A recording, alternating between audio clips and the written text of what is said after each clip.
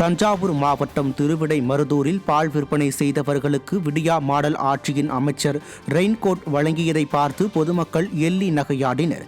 திருவிடைமருதூரில் உள்ள சட்டமன்ற உறுப்பினர் தொகுதி அலுவலகத்தில் பால் விற்பனை தொழிலாளர்களுக்கு அமைச்சர் கோவி செழியன் ரெயின்கோட் வழங்கினார். கோடை காலத்தில் காலை நேரத்திலேயே வெயில் சுட்டெரித்து வரும் நிலையில் நலத்திட்ட உதவி எனும் பெயரில் ரெயின்கோட் வழங்கியது பொதுமக்களிடம் கேலிக்கூத்தானது. ஏசி அறையிலேயே முழு பொழுதையும் கடத்தி வரும் திராவிட மாடல் ஆட்சியாளர்களுக்கு எந்த பருவ காலத்தில் எந்த விதமான பொருட்கள் வழங்க வேண்டும் என்பது கூட தெரியவில்லை என்பதை நிரூபிக்கும் வகையில்தான் ரெயின்கோட் வழங்கிய நிகழ்வு அமைந்துள்ளதாக பொதுமக்கள் எள்ளி நகையாடினர். தென்கிழக்கு வங்கக்கடலில் நிலவும் வளிமண்டல மேலடுக்கு சுழற்சி காரணமாக தமிழகம், புதுவை மற்றும் காரைக்கால் பகுதிகளில் வரும் 12ஆம் தேதி வரை மிதமான மழைக்கு வாய்ப்பிருப்பதாக சென்னை வானிலை ஆய்வு மையம் தெரிவித்துள்ளது.